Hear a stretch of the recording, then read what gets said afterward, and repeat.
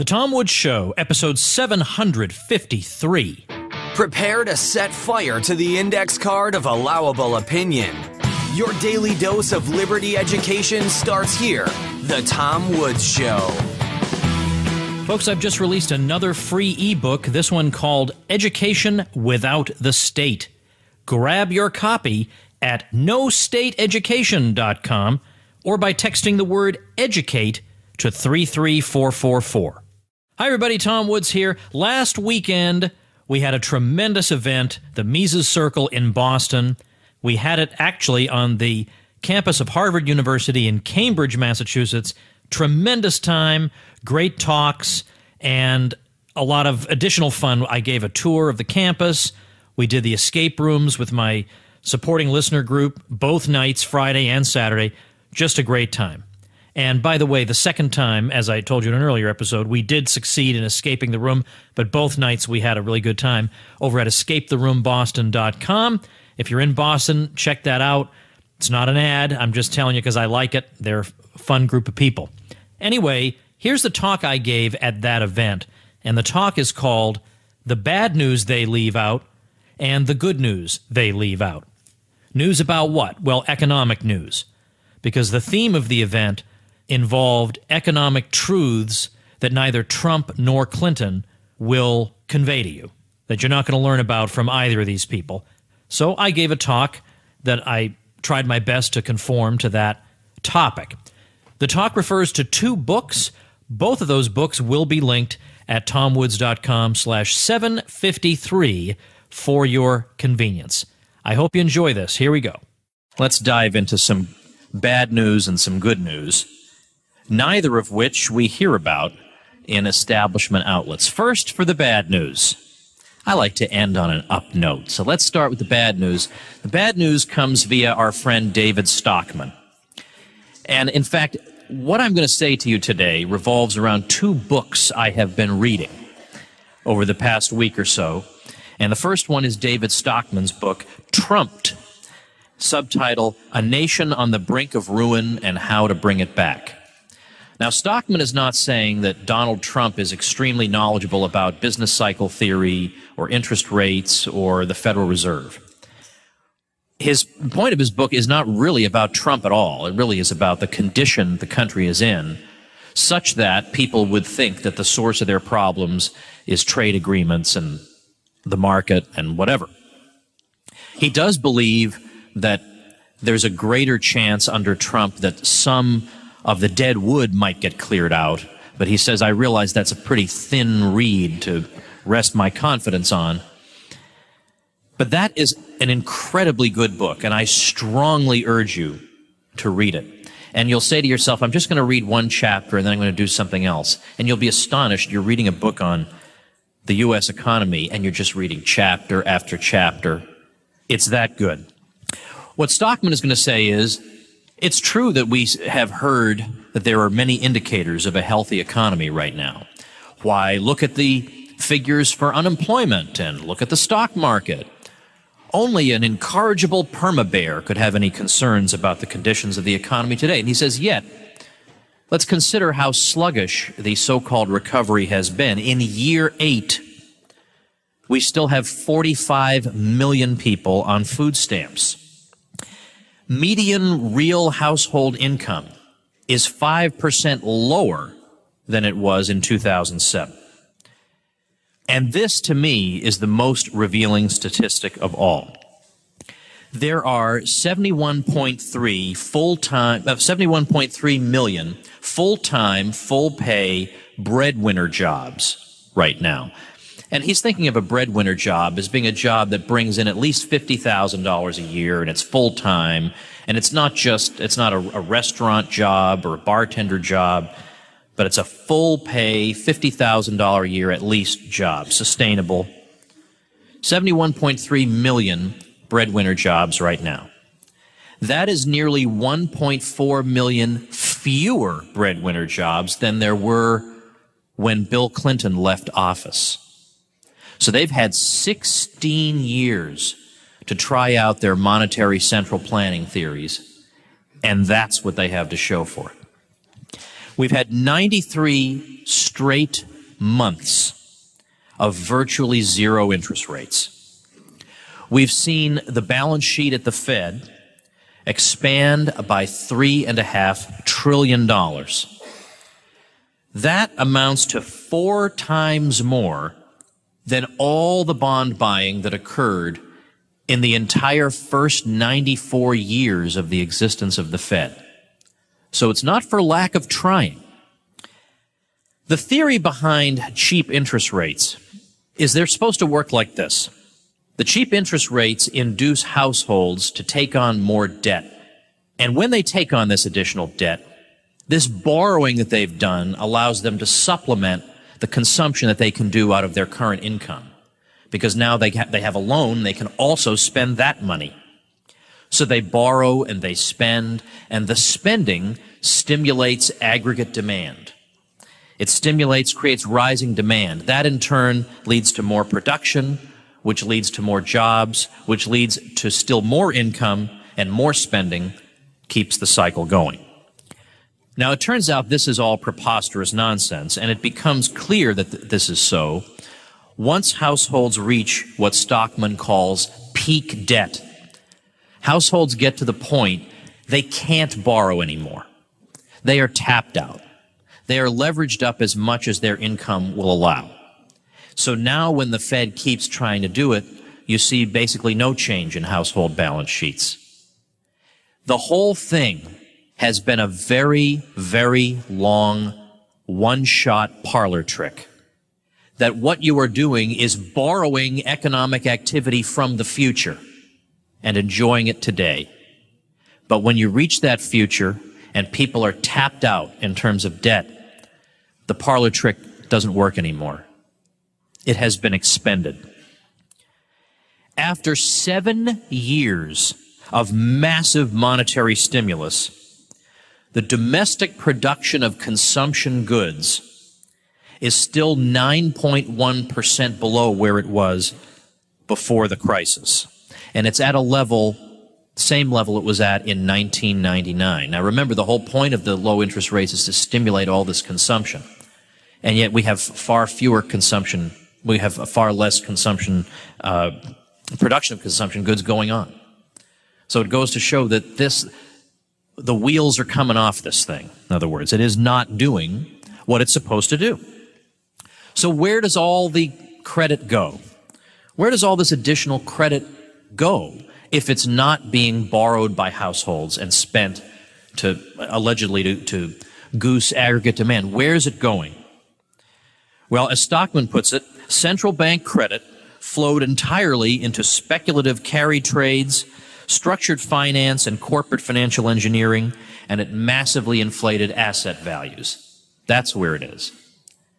So if you're wondering why at least some of the people in the 1% are doing as well as they are, it's because all this money and credit that was supposed to goose everybody is just goosing them.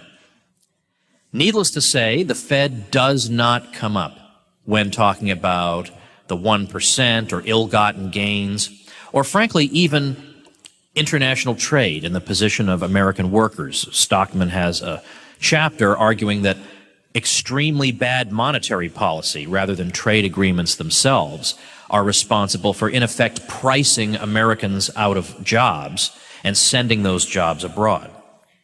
But since no one thinks to look at the Fed, because the Fed has been kept off the table practically since its existence, it continues to get away with this, even though it has engaged in the most appalling and preposterous series of monetary policy moves ever conceived. Never before, and again I quote Stockman, in the history of the world prior to 1995, had any central bank decreed that overnight money shall be indefinitely free to carry trade gamblers, nor had any monetary authority commanded that the hard-earned wealth of liquid savers be chronically confiscated by negative returns after inflation and taxes. Well, what about inflation? Hasn't it been low? Isn't the consumer price index quite low? Well, yes and no. The consumer price index has been quite low. However, Stockman urges us to consider what he calls the flyover CPI. That is, the actual expenses incurred by ordinary people who happen to live between the two coasts. How do we figure this? He says, well, we weigh in more heavily the four horsemen, which are food, energy, housing, and medical. And we get more accurate in reckoning medical and housing costs. And what we find is that those things, since Alan Greenspan took the helm at the Fed in 1987, have risen 3.1% a year, which is an enormous increase, especially cumulative over time. Just looking at the turn of the century to today, what had been $68,000 in today's purchasing power is now worth $55,000. Most people in flyover America can't afford that kind of erosion. Now, what would we have had in the absence of this deliberate Fed policy? We would have had higher interest rates. We would have had price deflation. Prices would have gone down. And for heaven's sake, in the world of smartphones, where we're incredibly productive because we can have a business meeting right on this phone, I can take care of things while I'm in the bathroom, I can do all kinds of productive work, prices should be falling through the floor. Prices would have fallen. Nominal wage rates would have fallen, not as fast, and we would have had massive reinvestment in the nation's capital stock because we would also have had high savings rates. Well, we look at what the Fed has to show for itself after all this. We have the breadwinner job statistic. We have the fact that when you actually look at a statistic that tells you about real people doing real work, it shows an anemic increase, even though the American population, the adult population, has gone up from 212 to 253 million. Labor hours in the non-farm economy since the year 2000 have gone up just 0.4% annually. That is 1/5 of its rate in the previous 16 years. Meanwhile, real capital consumption has risen by 53% over the last 16 years. Real net investment is down by 17%. We have reached peak debt conditions. When the Fed tries its old tricks, they don't work. The money just cycles through Wall Street. It doesn't get out to the general public. They're not borrowing. What had been a fairly consistent 75 to 80% ratio, household debt to income, before 1980, by 2007, at the arrival of peak debt, had reached 220%. It doesn't work anymore. The parlor game is over.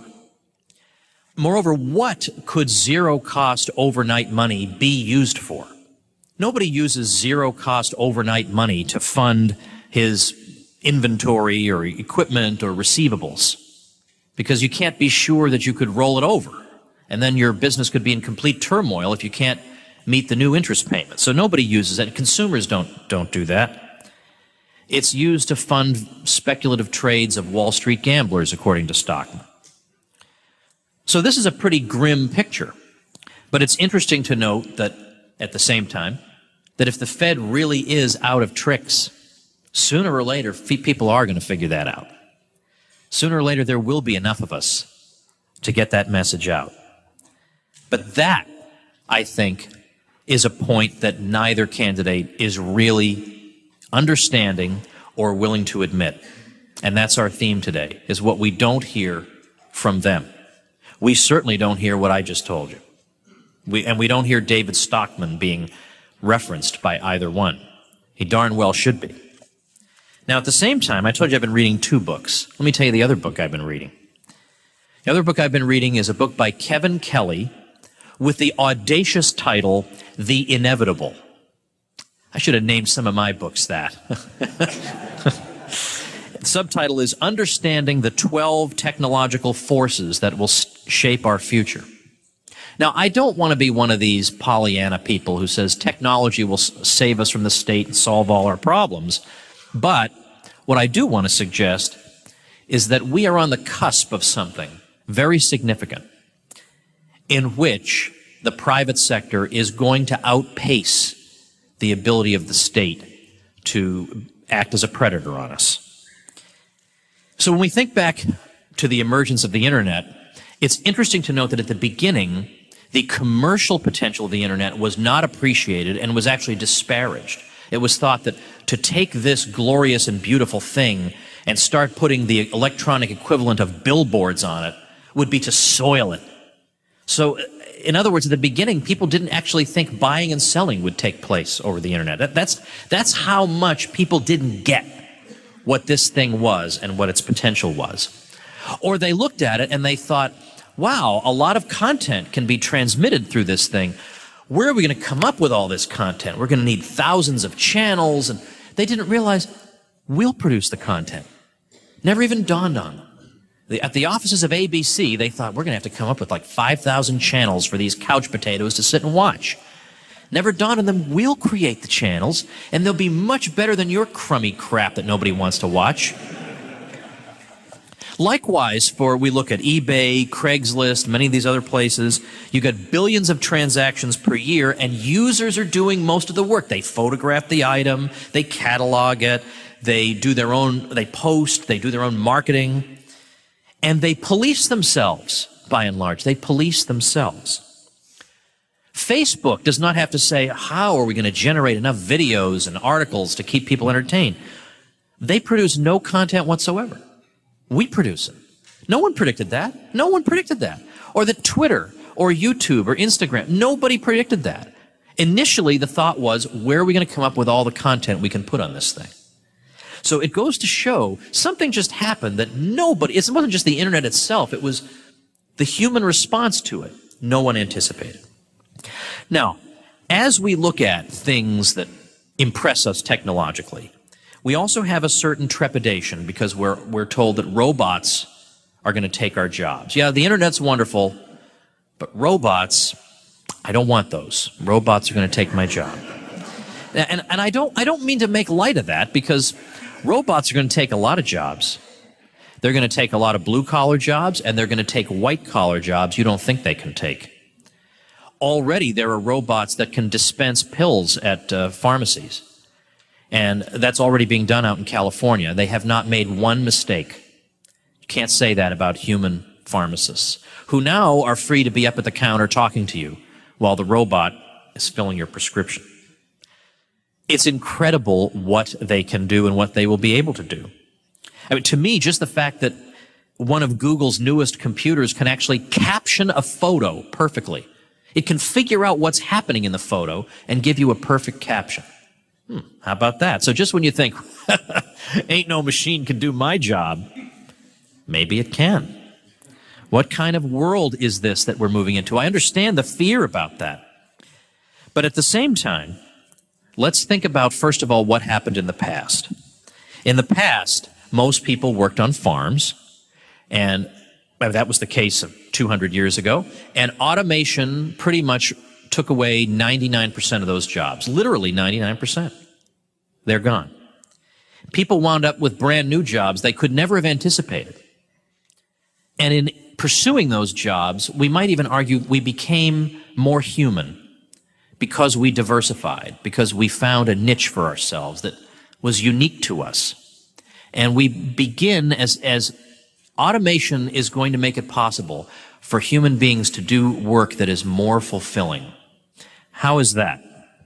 Well, first, let's think about the kinds of jobs that automation and robots do that we couldn't do even if we tried, so that first we'll have some kind of appreciation for them.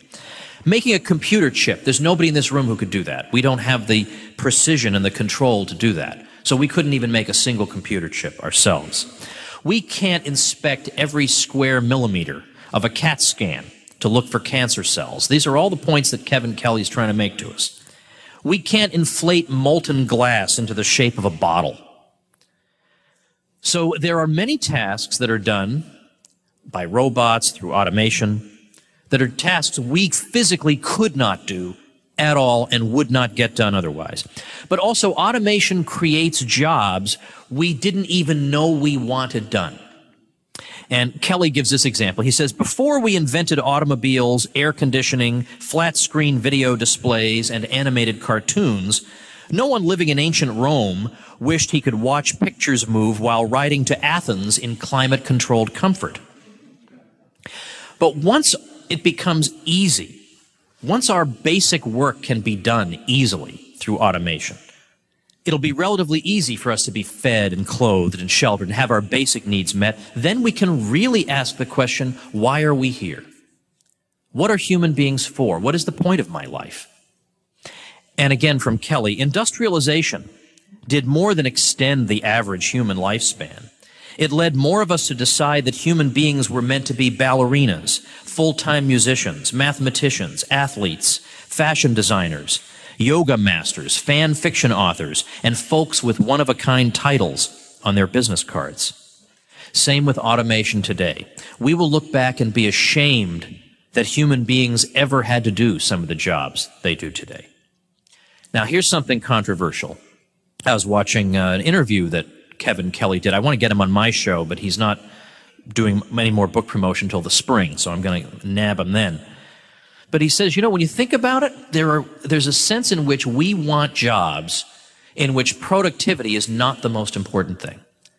Now, when we think about productivity and efficiency, robots have that all over us, okay? When it comes to who can do this thing faster, they can do it faster. So let them do jobs like that. That it's just a matter of, well, so to speak, robotically doing the same thing over and over and over and over again as fast as possible. We can't compete there. Why bother? Where can we compete? Well, we can compete in all the areas that are gloriously inefficient.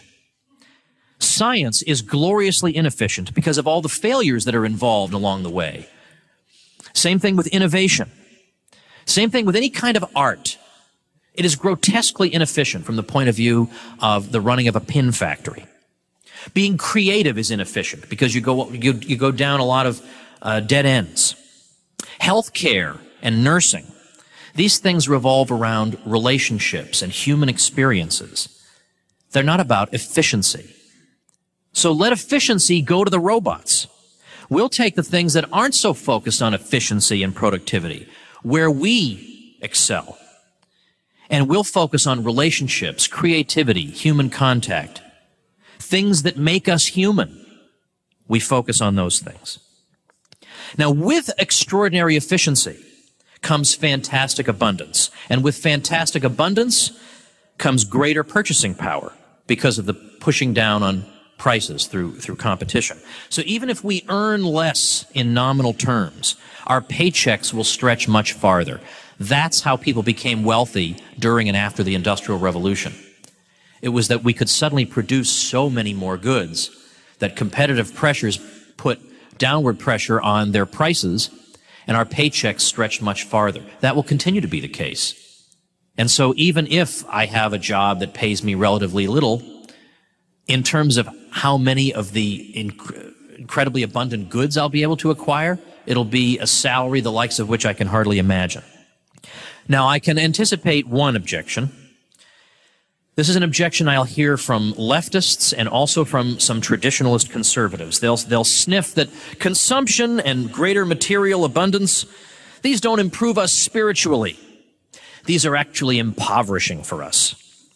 Well, for one thing, there's actually much more materialism under socialism. When you're barely scraping enough together to survive, you are obsessed with material things. But secondly, let's consider what we have been allowed to do by these forces. First, by industrialization alone. I've shared this before, but on my show, I had Deirdre McCloskey once, and she pointed out that in Burgundy, as recently as the 1840s, the men who worked the vineyards, after the crop was in the fall, they would go to bed and they would sleep huddled together. And they basically hibernated like that for months because they couldn't afford the heat otherwise, or the food they would need to eat if they were expending energy by walking around. Now that is inhuman. And they don't have to live that way anymore because they have these terrible material things that are impoverishing them spiritually. The world average in terms of daily income has gone from $3 a day a couple hundred years ago to $33 a day. And in the advanced countries to $100 a day. Yes, true. People can fritter that away on frivolous things, but there will always be frivolous people. Meanwhile, we have the leisure, yes, we do have the leisure to do things like participate in an American Kennel Club show, or go to an antique show, or a square dancing convention, or be a bird watcher, or host a book club in your home. Things that would have been unthinkable to anyone just a few hundred years ago. Unthinkable. The material liberation has liberated our spirits and has allowed us to live more fulfilling lives than before. So I don't want to hear the money can't give you happiness thing. I don't want to hear that. This doesn't make you happy, that people are free to do these things and pursue things they love? That doesn't make you happy? Then there ain't no satisfying you, is my answer. And finally,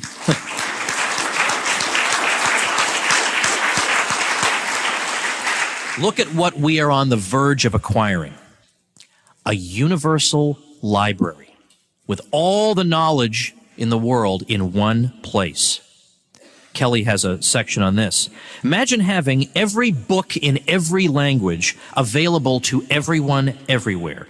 Ideally, it would contain even every article ever written, every painting, every photograph, every film, every piece of music, all radio and television broadcasts. Now, the numbers are huge. There have been 310 million books published, 1.4 billion articles, 180 million songs, and so on. Turns out this could be compressed and stored on 50 petabyte disks. 10 years ago, to store all this knowledge would have taken a huge building. Today, it would fit in your bedroom, and in the future, it will fit on your phone. But it's not just having access to all this, it's the weaving and the interconnectedness that will come about when all of us interact with all this material. Kelly writes, human readers can reliably weave together the pages of old books one hyperlink at a time. Those with a passion for a special subject, obscure author, or favorite book will, over time, link up its important parts. Multiply that simple, generous act by millions of readers, and the universal library can be integrated in full by fans, for fans. Imagine you might even be able to subscribe to the marginalia of someone you respect and see. Could you imagine if Murray Rothbard were alive today, you could subscribe to his book Marginalia and have his marginalia appear in your book. We are on the eve of an extraordinary transformation whose scope I have barely begun to describe in terms of what it will mean for the quality of our lives. The ingenuity of capitalism is about to overtake the bureaucrats and the monetary central planners. So am I bearish or bullish? Well, like Ed Stringham, I'm bearish on the state and bullish on society. Thank you.